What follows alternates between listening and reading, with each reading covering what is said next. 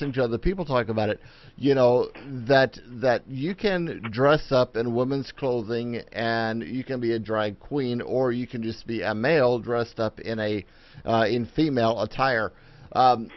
What is your thought beyond that? Because it takes more than just dressing up in women's attire or throwing on a wig on your head and saying, okay, I'm a drag queen. What makes a drag queen?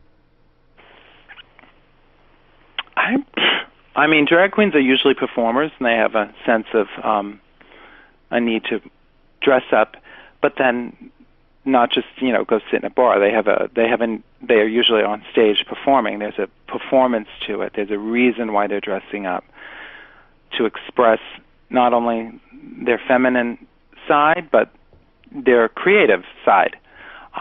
Someone like a cross-dresser would be someone that just dresses up because it makes them feel good to express that female part of themselves, and that could even be a straight man. And I think usually that is the case. And then, of course, there's our transgender sisters who feel like they really are women. They are women. They were born women, just not in the right body. So I just think it's just a huge, broad spectrum of gender and how people want to express themselves. I was very sorry when the whole transgender thing came about, with how the word tranny was no longer appropriate to use, and that it sort of put a division between drag queens and the trans community, because I never felt that division. And when I did feel it, it was usually coming from the trans community, that they didn't want to be associated with me because I wasn't trans. I was a drag queen. But I always had trans people in my life that didn't feel that way, that knew who I was and knew that I was somehow connected to them. We had different experiences, but we had, I don't know, a sisterhood of some sorts, I would say, and that division that was put in there was not something that they tolerated. So,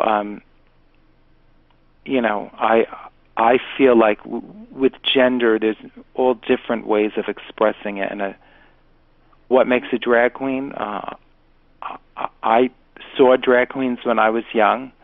I connected to something in that and knew that I wanted to be a drag queen. I think it's a good question and incredible, because it can get so deep so quickly. It's all just words, really. It really is words. When you get underneath the words, there's got to be some sort of energy, some sort of connection that you have. And so when I've been I was doing a show at a hotel, and one of the clients that comes to the bar there identifies as a cross-dresser, and he has a wife, a family, but he likes to dress in women's clothes and go out in women's clothes and socialize as a cross-dresser. But my experience of him was not, oh, he's a cross-dresser. My experience with him was, well, do we have some sort of connection, an energy? And I felt like there was something there.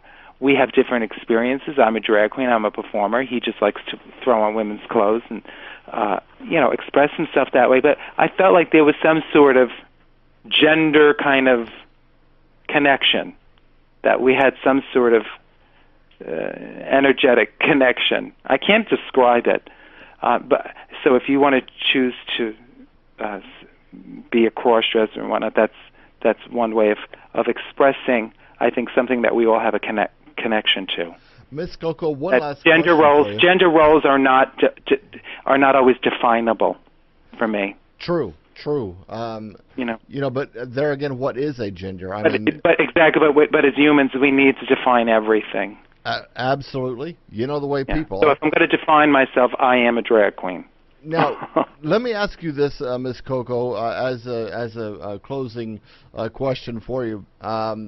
Good question, though. If you had to do it all over again, would you? Oh, yeah. Yeah. I suppose I would.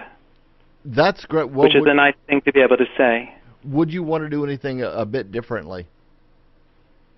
Oh, well, I even talk about that in my new show. You have to look back and think of all the times you've said, there's so many times in my life where there were things I didn't want to do that I did that turned out to be the most successful parts of my life. And I think, oh, my God, what if I had said no? My life would have totally taken a different turn. But then again, I look at my life and I go, look at all the times I did say no. I wonder where my life would have been or might not have been. You can play that game, But when I look at my life now, I think I did okay, and I'm grateful. I think would I do as things well. differently? I don't know. Well, the only thing I might do differently is I might have gone to school, even if I chose to do drag. But my other dream job would have been to be an esthetician, however you say that word. I would love to be one, but I can't even say the word.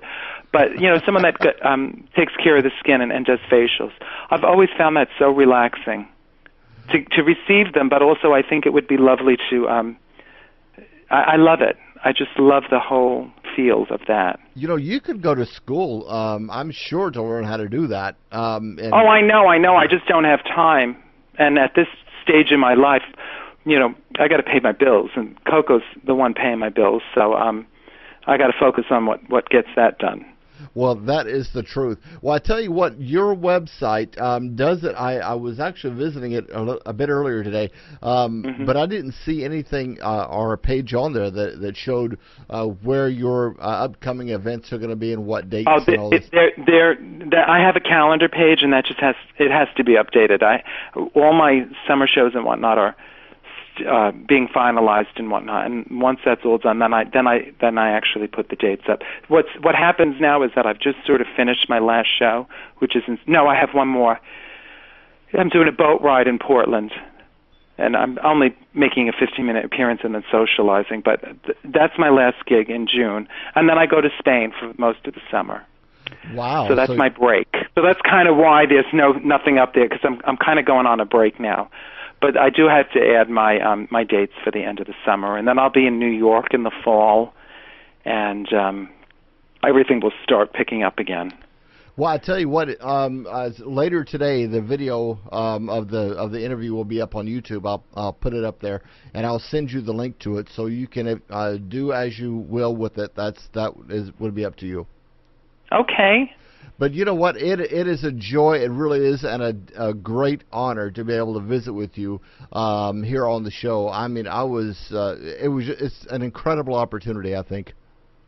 Well, thank you, and thank you for giving me the opportunity to chat, and for supporting my career. You know what? I love you dearly. I really do. I think that your career is. Sometimes we feel like our careers, our lives are just at a dead standstill. But then suddenly here comes a brainstorm, and we take the world on by surprise then. And that's really what I hope that you end up doing. Thank you, sweetheart. I appreciate that. Well, hey, you take care, and I don't want to overshoot the time frame here that we had to have you on. But once again, I cannot thank you enough.